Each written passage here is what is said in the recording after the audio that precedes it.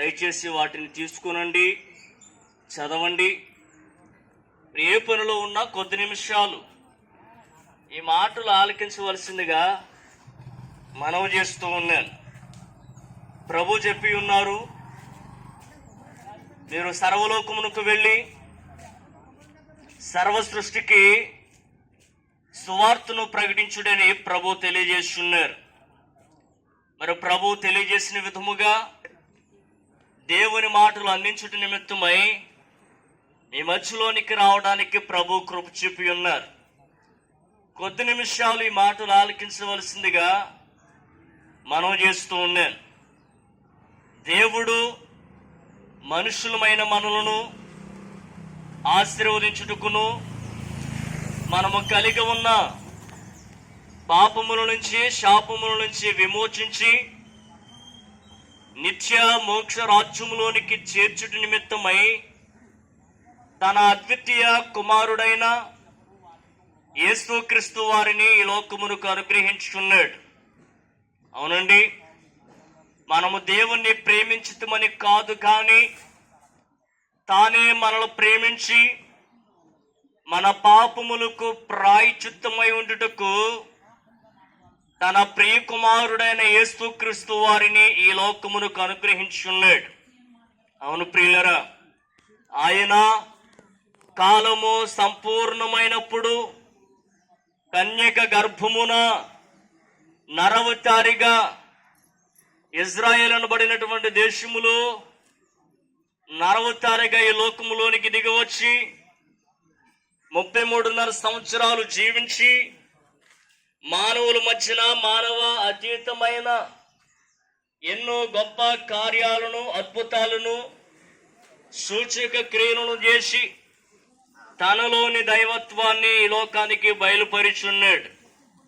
అవును ప్రియులరా, ఒకనొక సమయమున శరీరమంతా గాయములతో నిండి ఉన్నటువంటి ఒక కుష్ఠరోగి యేసుక్రీస్తు వారి చెంతకు చేరి ఈ విధముగా అడిగి ఉన్నాడు, ప్రభు, నీకు ఇష్టమైతే నన్ను శుద్ధినిగా చేయగలవని అడిగి ఉన్నాడు.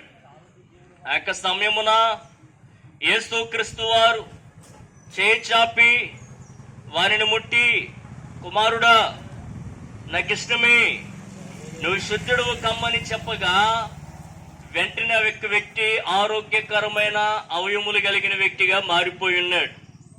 అవును ప్రియులరా, అప్పటి వరకు ఆ యొక్క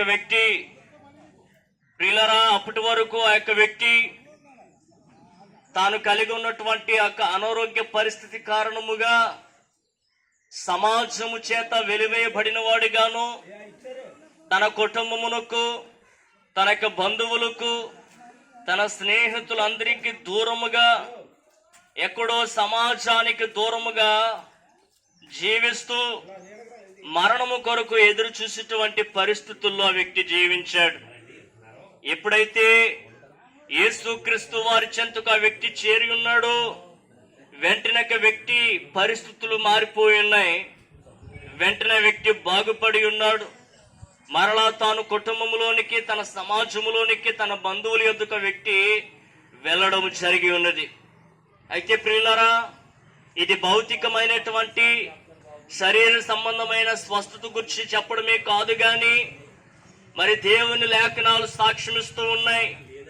మనిషిని హృదయము అన్నిటికంటే మోసకరమైనది, అది ఘోరమైన వ్యాధి కలది అని ప్రభు సాక్ష్యమిస్తూ ఉన్నాడు. అవును ప్రియులారా, మన హృదయం మోసకరమైనదని, ఘోరమైన వ్యాధితో నిండి ఉన్నదని బైబిల్ గ్రంథము సాక్ష్యమిస్తూ ఉన్నది. అయితే ప్రియులారా, భౌతికంగా మన శరీరానికి కలిగినటువంటి అనారోగ్య పరిస్థితులు, వ్యాధులు మన కలిగినటువంటి టెక్నాలజీ మొదలైనటువంటి టెస్టుల ద్వారా బయలుపడుతూ ఉంటాయి. అయితే హృదయంలో కలిగి ఉన్నటువంటి భయంకరమైన వ్యాధి, పాపం అనేటువంటి వ్యాధి ఏక టెక్నాలజీకి, ఏక టెస్టులకు దొరకని పరిస్థితి. దేవుని లేఖనాలు సాక్ష్యమిస్తున్నాయి.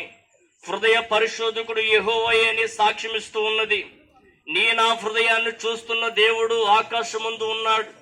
కాబట్టి ప్రియులారా, ఈ యొక్క పాపం అనేటువంటి వ్యాధితో నిండి ఉన్నటువంటి ఈ యొక్క హృదయాన్ని, ఇక మానవుడును ప్రక్షాళన చేటు నిమిత్తమై దేవాది దేవుడైన యేసుక్రీస్తు వారి నరవతారిగా ఈ లోకంలోనికి దిగవచ్చి శిలువ మ్రాను పైన ఆయన మరణించారు.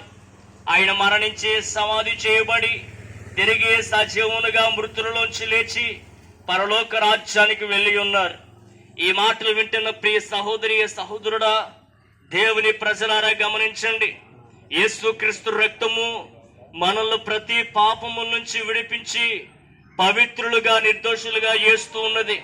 ఇట్టి ప్రభువు యేసుక్రీస్తు వారిని ఎందరైతే తమ స్వంత రక్షకునిగా ప్రభువుగా దేవునికి అంగీకరిస్తూ విశ్వసిస్తూ ఉన్నారో వారు ఎట్టి కర్మ పరులైనను యేసుక్రీస్తునందలి విమోచనము ద్వారా ఉచితముగా నీతిమంతులుగా తీర్చబడుచు ఉన్నారు. అట్టి వారు పాపరహితులుగా తీర్చబడి వారు దేవునికి కుమారులుగాను పరలోక రాజ్యమునకు హక్కుదారులుగా తీర్చబడుతూ ఉన్నారు. కాబట్టి ప్రియులారా, సిద్ధపడండి, ప్రభు చెంతకు చేరండి. దేవుడు మీ అందరినీ దీవించునుగాక. మన ప్రాంతం క్షేమం